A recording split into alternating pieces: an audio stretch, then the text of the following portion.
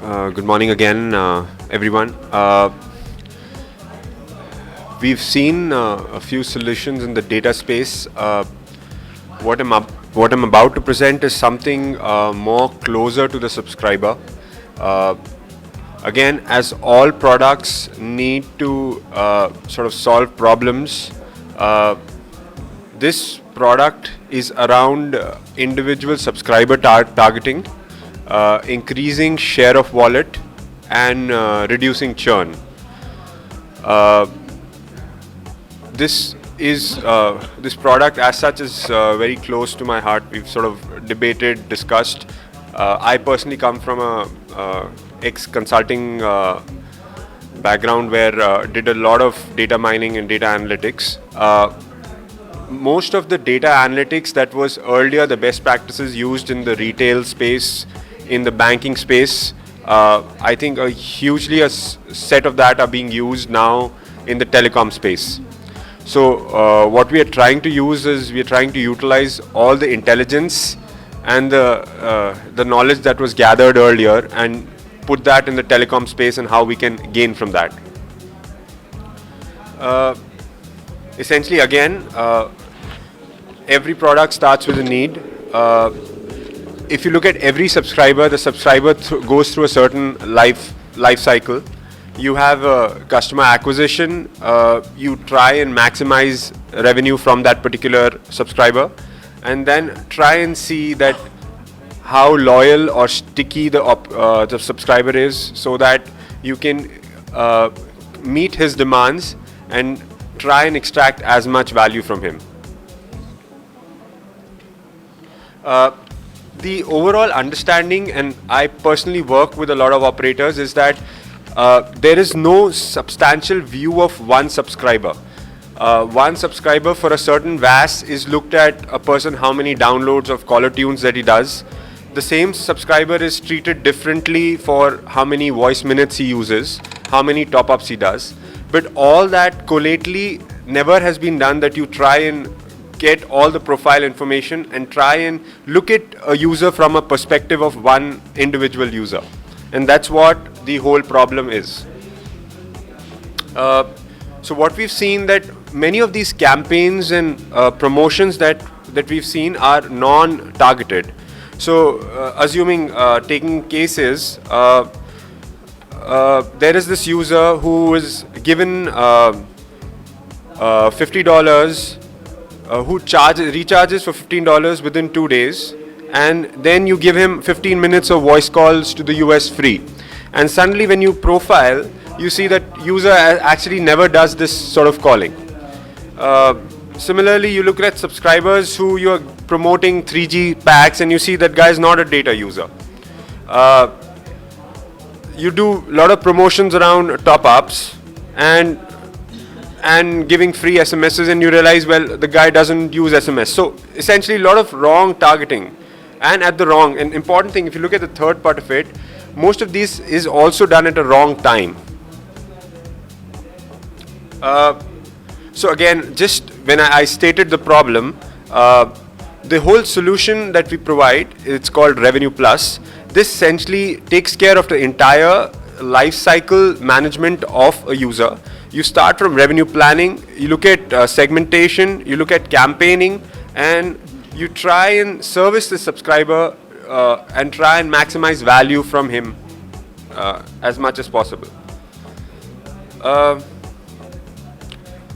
Let me quickly go to okay, so again, coming to the thing, you try and maximize, try and see that all subscribers are not equal.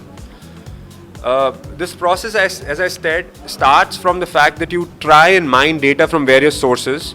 You get the IN, you source the data from the IN, the VAS data sources, the SMS usage, mine that data, you put it through various algorithms, and finally you direct campaigns to individual users. This is a very interesting slide. Again, this gentleman here, he subscribes to 300 MB at $4, assuming, and we realize that 90%, when you track his patterns, 90% of his time is based on social networking sites. So what essentially can be planned is that you try and give him $8, you try and increase that $4 to $8 and see that you can have the entire social networking for free. So that's something you're giving him value in terms of giving him entire access to Facebook, all the social networking sites, while we are trying to maximize money from him. Assuming, well, obviously, the win-win here is that he gets unlimited access and the operator obviously gets more revenue from that particular user. Second case, there's this lady who downloads caller tunes. She likes to change very frequently. She gets bored of it. She stops doing it. So what you do is you offer her a pack where it automatically changes after every week. So you analyze a pattern of downloading VAS, and then you offer her packs where you can service her for a longer time. Third, in terms of contextual marketing, in terms of sort of a win-back case, where you see that the person has not made calls for some amount of time, suddenly he makes a call, you realize that it's a user that will prospect, there's a prospect of churn for that particular user. You start giving him offers at that moment in time and stop that churning from happening.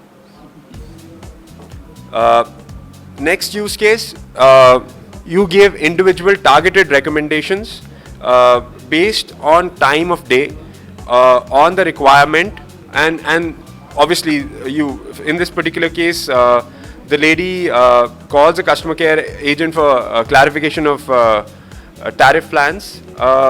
You sort of at the moment she's calling the call center has enough information mined from this data, and you can offer her a recommendation based on what she can get.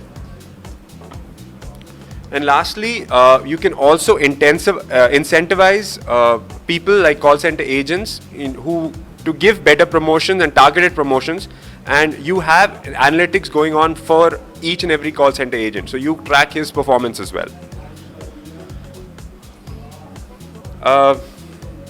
Again, as I mentioned, the overall idea being getting customer intelligence, improving lifetime, tracking KPIs, measuring, which is key important aspect here, and then forward planning. So we've deployed this in multiple geographies. In India, it's been deployed in one of the smaller operators. We did see a huge upsurge in, obviously the two targeted areas were increasing his top-ups and increasing his ARPU, and we did see sort of lot of helpful results there.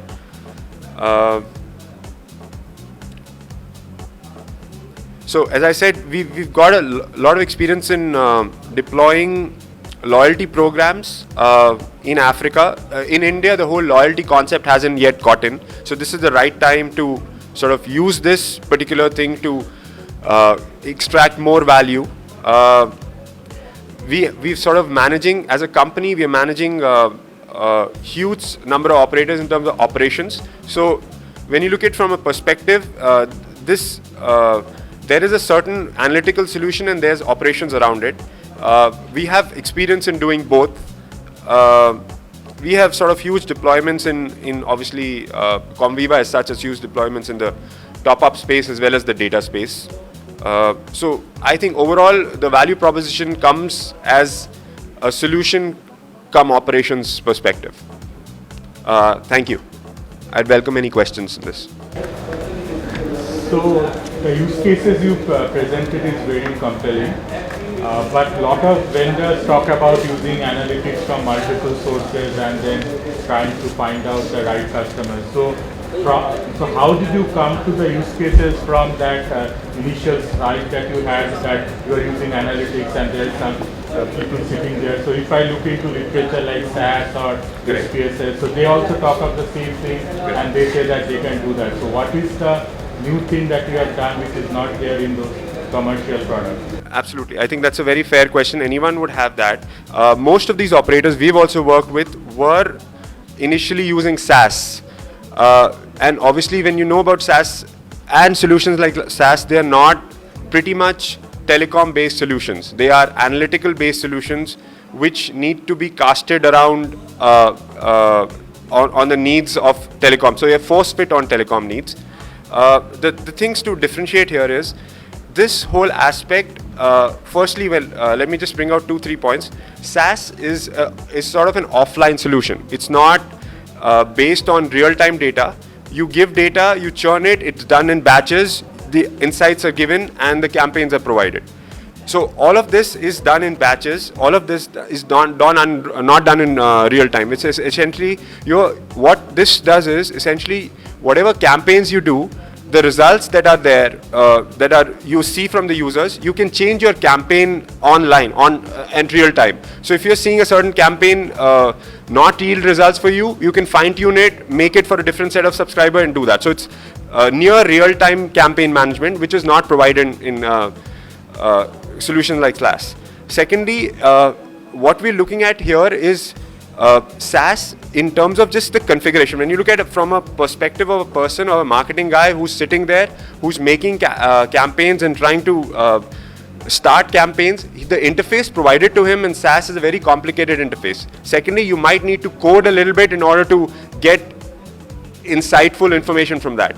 Here, everything we are providing in a form of a GUI, which is pretty much telecom centric. So the guy, most marketing groups in operators are very lean and small. So you have that guy and he has complete access to the user and all the information and he can do that. So that's the two major differentiation that I see with solutions like SaaS.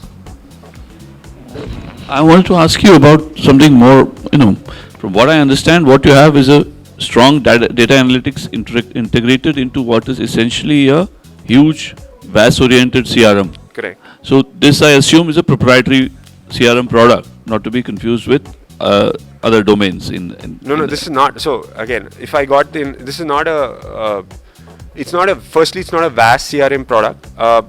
VAS is one of the elements which gets into the source. Okay. So and more, we are portraying VAS here because VAS is not being used to get the profile of the user. More and more, if you look at historically, people are using the aspects of usage, aspects of recharges to get a sense of the user. Mm-hmm. There is huge amount of information captured in VAS that can be used, and that's why the whole twist is towards VAS. Second, this is, if you may look at it from a perspective of, this is a campaign management tool and not a sort of CRM, if you like. Okay. In a way. Okay. In that sense. Yeah. So that begs the automatic the next question is, how smart or dumb is the call center person or needs to be to operate your friend? Because ultimately, I don't see, is it completely automated for these offers, or is there a human interface? Because there's a degree to which, since there is wrong targeting is the first problem you go out to solve. Absolutely. There are issues of degree of automation here. Right.